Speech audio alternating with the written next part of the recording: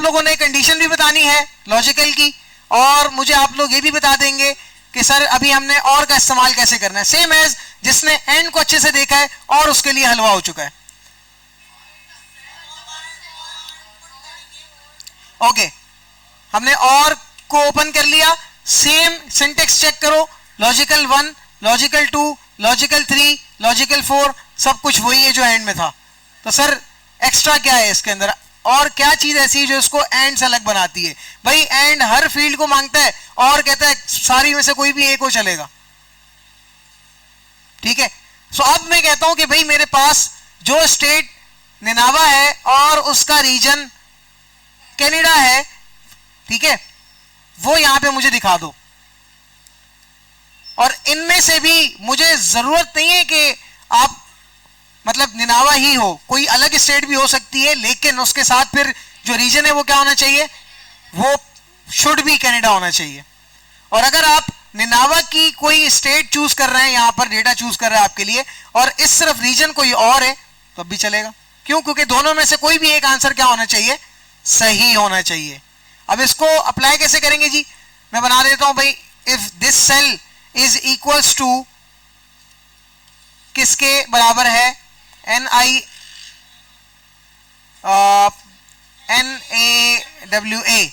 निन्वा, ठीक है। और अगला जो सेल है मेरे पास ये वाला, अच्छा अब कुछ बच्चे गलती ये करेंगे कि वो ये सेल ना सिलेक्ट कर दें, फिर वो ये सेल ना सिलेक्ट कर दें। अब जब रिलेटिव रेफरेंस होगा तो वो इस सेल को अपने साथ नीचे बढ़ाता चला जाएगा, ये सेल ऊपर बढ़ रहा है, ये सेल नीचे बढ़ रहा है, आंसर क्या हो रहा है, डमाडोल होता जा रहा है। तो आपके एक आंसर को लीनियर फॉर्म में स्टेटमेंट के अंदर होना जरूरी है। लीनियर फॉर्म मतलब एक लाइन का फॉर्म होना चाहिए। अगर यहां से ये सिलेक्ट हुआ है, फिर ये सिलेक्ट होगा, फिर उसके बाद ये वाली वैल्यू सिलेक्ट होगी, फिर अगली वाली, फिर उसके बाद आप आंसर निकाल के ड्रैग ड्रॉप करेंगे तो आपका आंसर सही आएगा। अगर ये सिलेक्ट कर रहे हैं, उसके बाद ये सिलेक्ट कर रहे हैं, फिर ये सिलेक्ट कर रहे हैं, फिर ये जिगजैग पैटर्न पे जाएंगे, तो आंसर भी क्या होगा, गलत होगा। हमने दे दिया भाई दिस सेल इक्वल्स टू किसके बराबर है जी, ये है कनाडा के बराबर, ठीक है। इसको बंद किया, यहां से भी बंद किया, स्टेटमेंट में कोई गलती नहीं, एंटर को प्रेस किया, now this answer is true, क्योंकि दोनों क्या है, कनाडा और निनावा या निन्वा।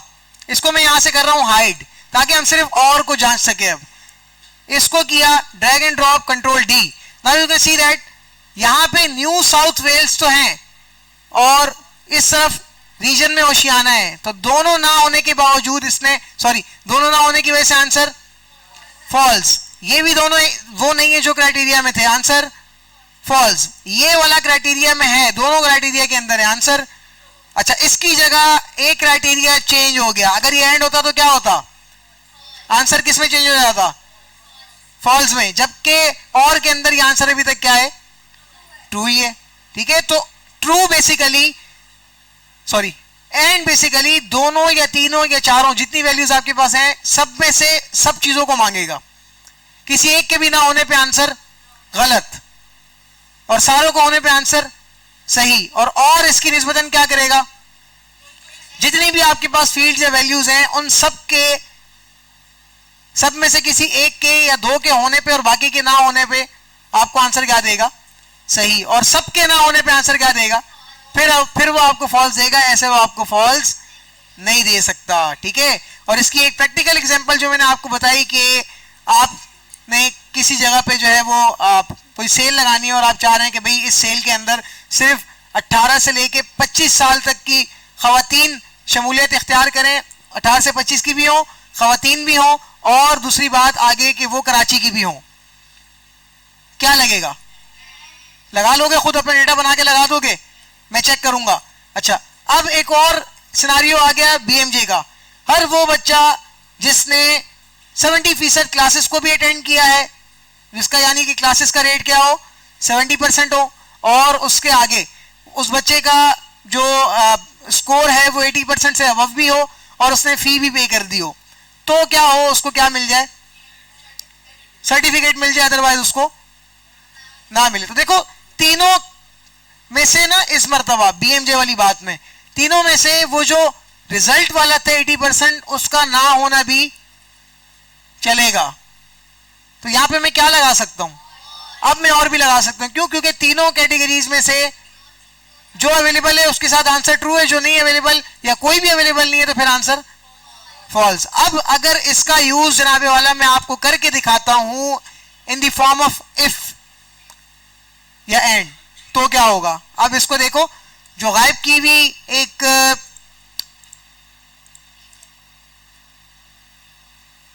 हमारे पास थी, हमने उसको वापस बुला लिया और यहां पर अब के लिए मैं आपको यूज करके दिखाने वाला हूं इफ एंड, और अगले में मैं आपको यूज करके दिखाऊंगा इफ और। अच्छा जी, सो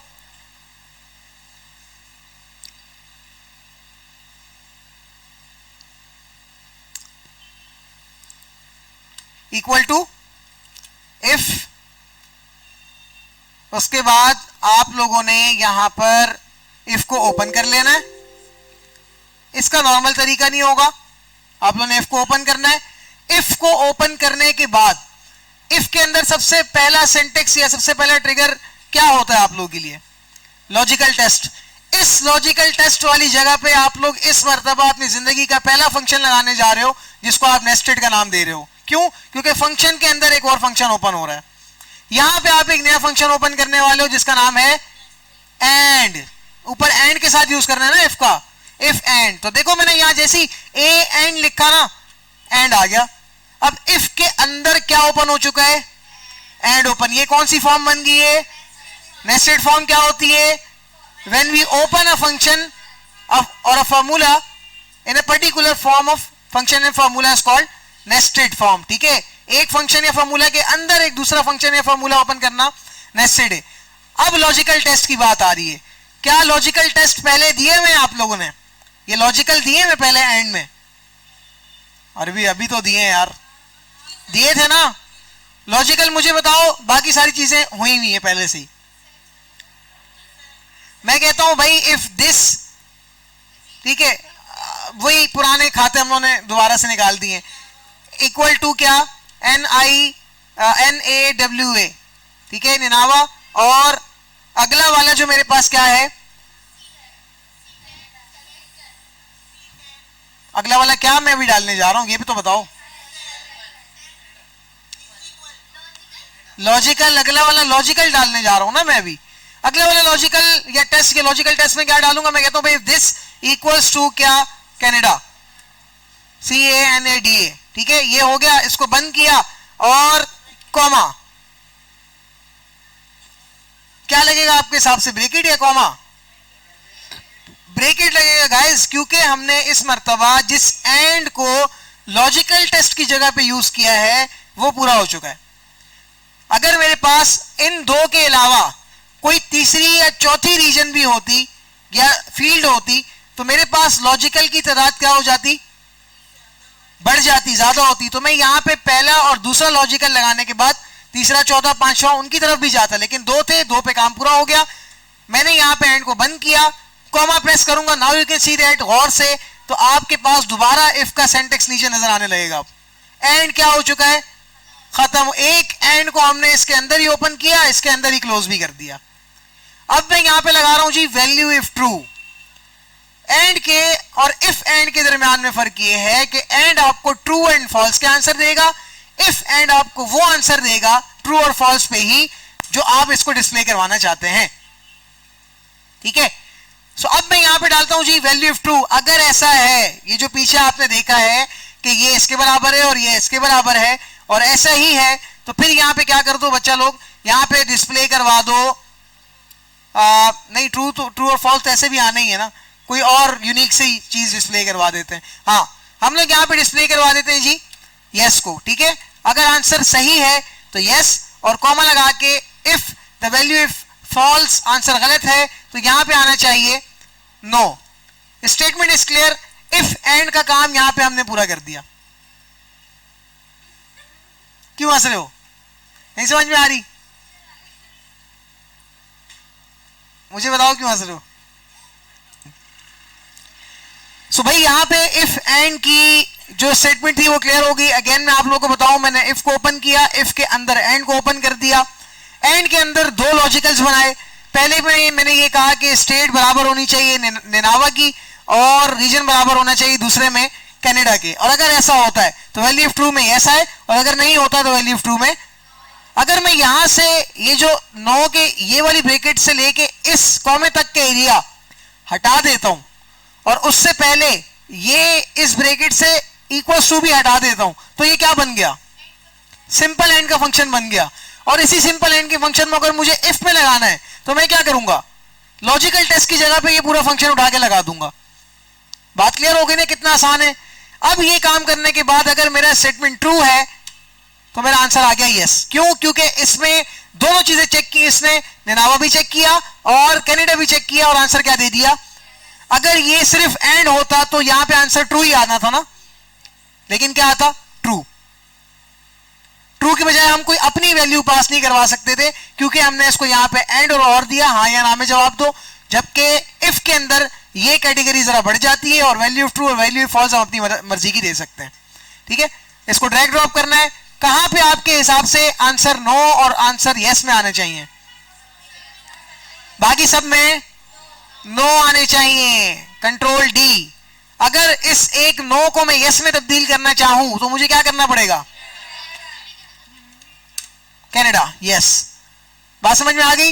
इफ एंड आसान लगा या मुश्किल लगा? आप लोग बेसिकली क्लियर करो अपने एंड और के कॉन्सेप्ट। इफ एंड और इफ और खुद ब खुद क्लियर हो जाएंगे। ठीक है, अब चलते हैं फॉर की तरफ। अगर यहां पे मेरे पास, मैं इसको जरा सा, बल्कि मैं पूरा हाइड ही कर देता हूं, इफ और की बात कर लेते हैं पहले। ठीक है, इक्वल्स टू इफ और क्या करेगा इसकी निस्बतन गाइज? समी इफ और क्या करेगा?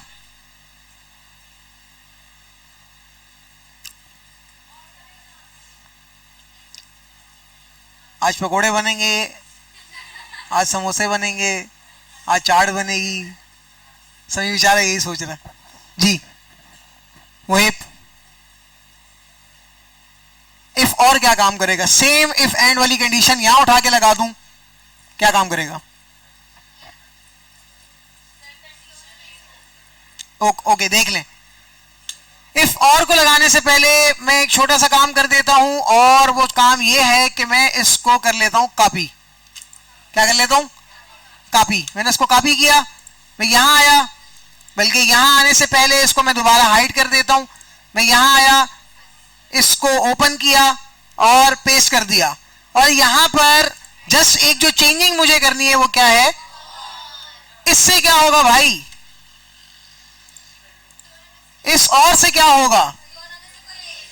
दोनों में से कुछ एक भी हुआ तो आंसर, और अगर एक भी नहीं हुआ तो ओके। ये देखो, दोनों में से दोनों है तो आंसर भी यस।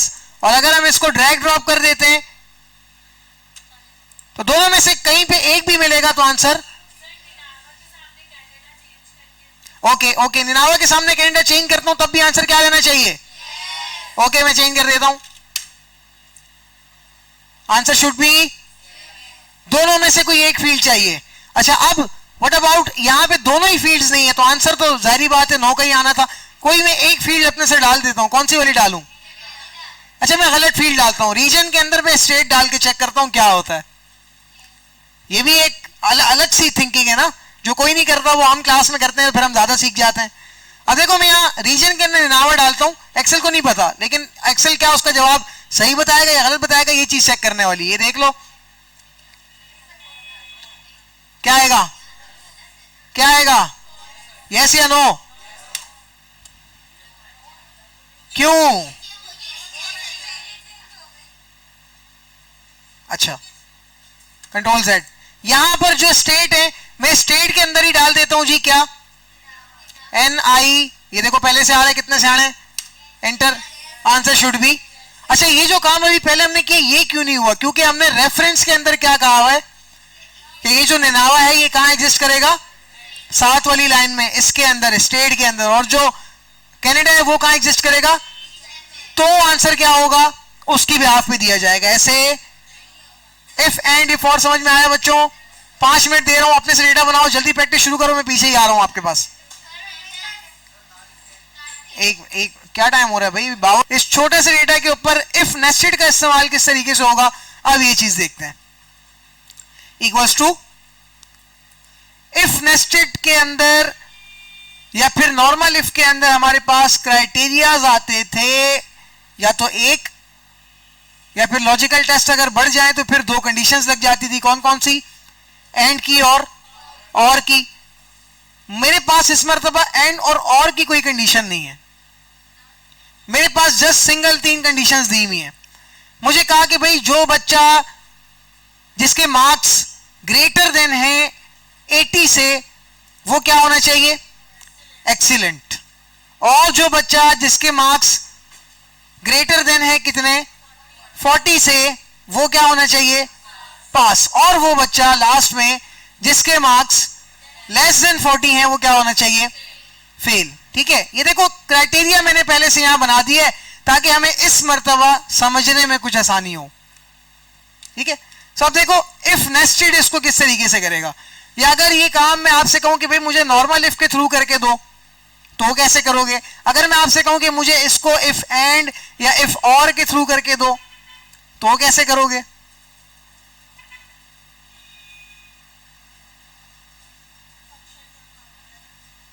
वो तो यूज करोगे आप लोग, मुझे पता है, लेकिन आप लोग जब यहां पर कोई भी इफ एंड इफ और नॉर्मल इफ एंड या और कुछ भी लगाने जाओगे, तो ये वाली जो एक स्टेटमेंट है, ये जो क्राइटेरिया है इतना सारा, ये एक स्टेटमेंट में कैसे पूरा करोगे? इफ और से करोगे। आयशा कैसे करोगी? मैं इफ और लगाने जा रहा हूं, मुझे समझाओ। इफ टैप किया और को ओपन कर दिया, ठीक है, अब मैं लॉजिकल 1 दे देता हूं। इफ दिस वैल्यू क्या,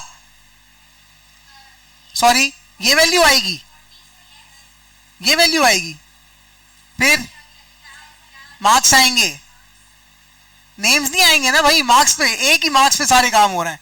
और इस मर्तबा मैं आपको एक ही रेफरेंस को बार बार दे के बताऊंगा, थोड़ा सा और हम कॉम्प्लेक्स हो जाएंगे अब। ठीक है, तो अगर मैं कहता हूं कि भाई ये जो C33 है, if this C33 is greater than कितना? 80, सो कॉमा लगा दिया। ठीक है, अच्छा अब आप बोलेंगे सर आपने 80 को बंद क्यों नहीं किया?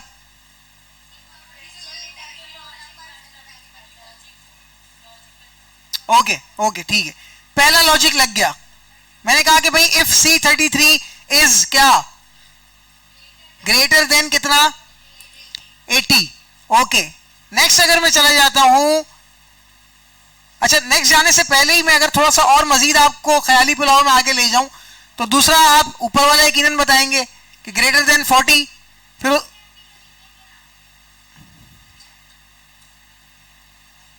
एक्सीलेंट तो हमारा वैल्यू इफ ट्रू और वैल्यू इफ फॉल्स का आंसर होना चाहिए, और आप इसको ऐड करवा रही हैं और के अंदर, तो फिर वैल्यू इफ ट्रू और वैल्यू फॉल्स क्या बनने जाएंगी?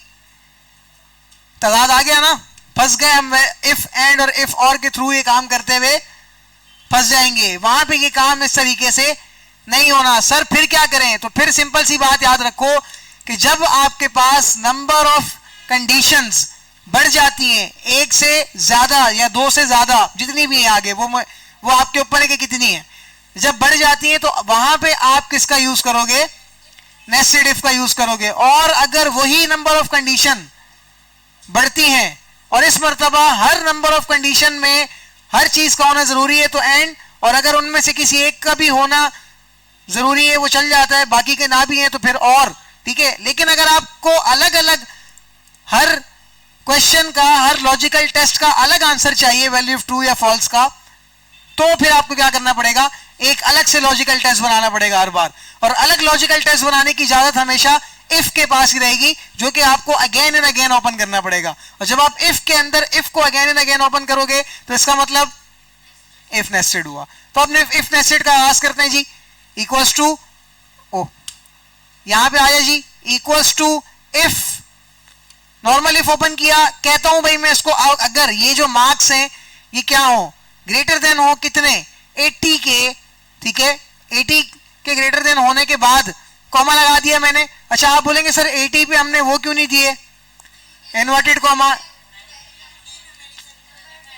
क्वांटिटेटिव डेटा है, न्यूमेरिकल है सर, इसमें ज्यादा मसले की बात नहीं है, हम दे सकते हैं, ना भी दें तो भी चलेगा। ठीक है, okay, next value if true, if की बात करें, नॉर्मल इफ चल रहा है, टेंशन की बात नहीं है। वैल्यू इफ ट्रू क्या होगी अगर 80% से ज्यादा है परसेंटेज या मार्क्स?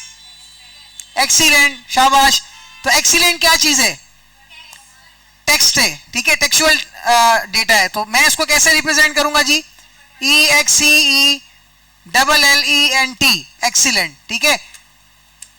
पहली वाली मेरी क्राइटेरिया जो है वो यहां पर पूरी हो गई। अब वैल्यू फॉल्स, अगर ऐसा नहीं है तो आप लोग पास और फेल लगाओगे, लेकिन अगर आप लोगों को पता लग जाए कि इसका फंडा क्या है तो फिर आप इस वैल्यू इफ फॉल्स की जगह पे क्या करोगे? एक नए इफ का आगाज करोगे। कैसे? आपने यहीं पर कॉमा लगाने के बाद वैल्यू इफ फॉल्स नहीं देनी, जबकि वैल्यू फॉल्स की जगह क्या दे देना है? अगेन एन इफ को ओपन करना है। एक इफ ओपन हुआ, अब आप क्राइटेरिया नंबर 2 देने जाओगे। क्राइटेरिया नंबर 2 क्या है? आप कहते हो भाई ये जो मार्क्स हैं ये वाले पहले से सेलेक्ट किया हुआ था ना मैंने एक क्राइटेरिया में, देखो दूसरे मतलब भी क्राइटेरिया में इसी को ठोक दिया, चेंज नहीं किया। मैंने कहा भाई if marks is equals to, ये जो मार्क्स हैं या फिर अच्छा इक्वल टू की बात नहीं की गई, इफ मार्क्स इज क्या ग्रेटर देन कितना? 40 को फिर मैं नहीं लिख रहा इन्वर्टेड कॉमा में, ये चीज आपको पता है, आप खुद देख लीजिएगा। अगर ऐसा होता है ग्रेटर देन 40 होते हैं तो आप क्या करोगे? तो आप इनको कर दो पास। हो गया? अच्छा जी, अब क्या होगा?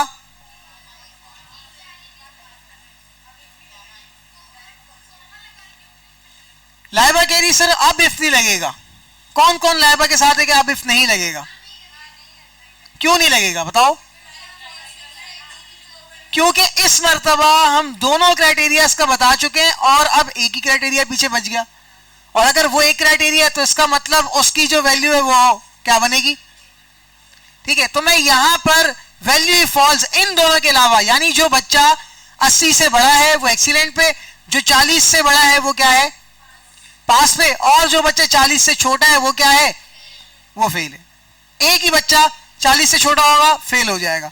तो अब यहां पे मैं क्या कर देता हूं, अगर ये काम नहीं होते जो पिछले 2 इफ्स में बताए गए ये काम नहीं होते तो क्या कर दो? ये कर दो वैल्यू फॉल। और वैल्यू फॉल्स क्या है? फेल।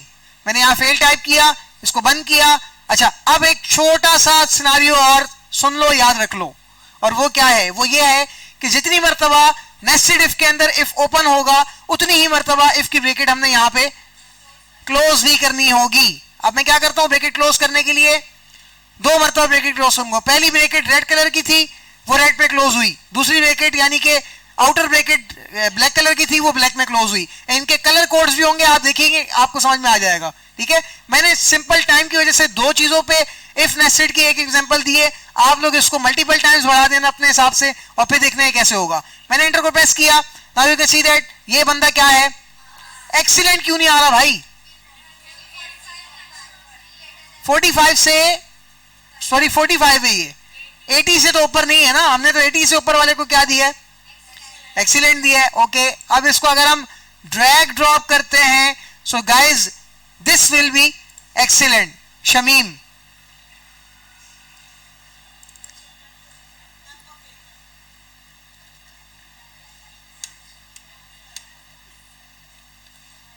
सॉरी शमाइम, कितने पे? एक्सीलेंट है भाई। शमाइम खुश हो गई। अच्छा, ये शबनम वो वाली तो नहीं थी? कौन सी? धमाल में। ये शबनम का आशिक है, ये शबनम के आशिक का भाई कौन, मैं भूल गया देखो, खैर याद करके बाद में बताऊंगा। ये वाली जो शबनम है भाई, इसके मार्क्स लेस देन 40, ये शबनम क्या हो गई? नहीं करना, फेल नहीं करना। शबनम को फेल क्या करना है? फिर 41 पे धिक्का लगा के पास कर दो। ठीक है, 41 एंटर। 12 नंबर के कितने? 12,000 रुपए। बोर्ड ऑफ कराची का बता रहा हूं, ये रेट है वहां पर। 12 नंबर बढ़ाने के 12,000 रुपए, अगर आप पास हो रहे हो 12 नंबर पे। ठीक है, तो ये देखो शबनम क्या हो गई भाई? ये जो बंदा है ना, ये 45 डिजर्व नहीं करता, लेकिन इसको फिर भी 45 मिल गए। इसको क्या करना है? इसको क्या करना है, फेल बोलता हूं, फिर आप एक्सीलेंट पे लेके चलो। अब आप कह रहे हो तो मैं कर देता हूं। इसको कहां लेके जाना है, इसके नंबर कितने होने चाहिए, कितने हो तो ये एक्सीलेंट को टापेगा, 80 से अबव। तो अगर मैं यहां पे 80 से अबव करके जनाबे वाला यहां पे कर देता हूं 81, सो देख लो। ओके, अगर मैं यहां पे 81 पॉइंट, सॉरी आयशा कहती है सर 80.2 कर दें, तो मैं 80.2 कर देता हूं या 1 कर देता हूं, तब भी एक्सीलेंट, डेसिमल से भी काम कर रहा है, ठीक है। लेकिन शक्ल के हिसाब से यही ठीक है, पास ही रहना चाहिए भाई। क्राइटेरिया समझ में आया। अब क्राइटेरिया का सीन सुनो कि क्राइटेरिया लगा किस तरीके से। पहली चीज तो अगर आप नोट करो कि ये जो क्राइटेरिया मैं इस तरह लेके गया हूं, यानी कि अगर ऊपर से देखें तो नीचे की जानिब, कि यहां पे नीचे से ऊपर की जानिब लिखा हुआ है। सबसे पहले हमने वो वैल्यू इस्तेमाल करनी जो बड़ी है, उसके बाद उससे छोटी, उसके बाद फिर उसके बाद, और सबसे आखिर में जो छोटी है वो कहां चली जाती है, खुद ब खुद वैल्यू फॉल्स में चली जाती है, ठीक है। अच्छा जी, दूसरी बात कि आप लोगों ने जब भी अपने इफ नेस्टेड के फंक्शंस पे काम करना है तो पहला इफ, उसके साथ पहला वाला क्राइटेरिया का पहला वैल्यू ऑफ ट्रू दे देनी है, दूसरे क्राइटेरिया का दूसरी वैल्यू ऑफ ट्रू दे देनी है, तीसरे क्राइटेरिया की तीसरी वैल्यू ऑफ ट्रू देनी है, और जहां क्राइटेरिया खत्म हो जाते हैं वहां पे आखिर में उस इफ पे आप लोगों ने वैल्यू फॉल्स भी देनी है। इस तरह देखो यहां 2 इफ लगे। अगर मैं आपसे कहूं कि यार मुझे एक और इफ ऐड करना है इसके अंदर, और वो इफ होना चाहिए इफ क्या, यहां पे अगर किसी बच्चे के मार्क्स 60 से ज्यादा हैं तो वो बच्चा होना चाहिए गुड, तो कैसे ऐड करोगे? अच्छा, मैं यहां ऐड नहीं कर रहा, मैं यहां लिख देता हूं भाई इफ ग्रेटर देन कितना 60, सो वहां पे क्या होना चाहिए हमारे पास, गुड होना चाहिए। मैंने यहां लिख दिया और इसी क्राइटेरिया को मैं यहां पे ऐड करने वाला हूं। अब कहां ऐड करूंगा इसमें से आपके मुताबिक? एक्सीलेंट के बाद, क्योंकि एक्सीलेंट के बाद सबसे बड़ी वैल्यू क्या है, यानी कि 80 के बाद सबसे बड़ी वैल्यू, अब 60 को दे देता हूं। तो मैं यहां पे देखो क्लिक किया, या बल्कि यहां नहीं, इसके आगे, कॉमा के आगे, और यहां पे मैं अब दोबारा से ऐड करने वाला हूं क्या, एक नया इफ इक्वल्स टू लगाऊं, नहीं, मैंने यहां इफ ऐड किया, ये देखो एक और इफ खुल गया। इस इफ के अंदर मैं इसको क्या कहता हूं, मैं इसको कहता हूं भाई अगर ये वाला जो मार्क्स है, ये मार्क्स ये क्या है, ग्रेटर देन कितना 60, तो क्या करोगे तुम यहां मुझे शो करवा दो गुड। कितना आसान है, देखो कुछ मुश्किल हो रही है इसके अंदर। अच्छा, मैं यहां पूरा हो गया, बंद कर दूं,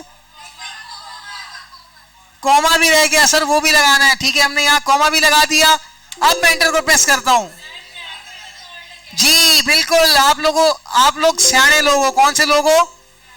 तभी आप लोग समझ गए हो कि यहां पे देखो कलर कोड अब नजर आएगा। पहला कलर कोड ब्लैक था, दूसरा रेड, तीसरा जामनी पर्पल, ठीक है। तो देखो पहला कलर कोड इसके मुताबिक करीब में कौन सा है, जामनी, पर्पल, इसने पर्पल को बंद किया। दूसरा इससे करीब कौन सा है, रेड, उसने उसको बंद किया। तीसरा सबसे करीब या सबसे दूर, ब्लैक, हमारे लिए दूर है, उसके लिए करीब है। 3 इफ खोलें, तीनों इफ पे काम हो चुका है, तीनों इफ को हमने क्या कर दिया, अब एंटर करेंगे गाइस, तो answer should be behalf of that. कुछ पास हो रहे हैं, कुछ यहां पे गुड में आ रहे हैं, और कुछ बच्चे यहां पे इफ नेस्टेड फॉर्म लगाना समझ में आई, पक्की बात है। ओके, आखिरी जी,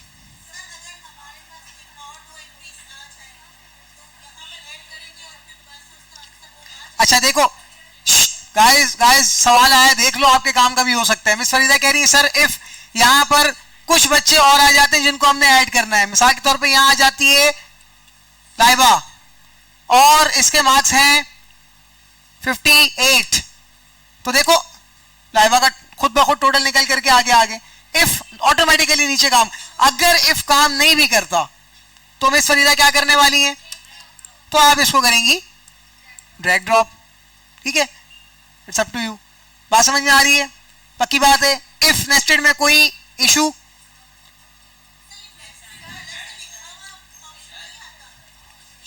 नेस्टेड तो इसका नाम है ना, ऑप्शन नहीं आएगा कभी। इफ के अंदर इफ लगाते जाएंगे उसी को नेस्टेड कहेंगे।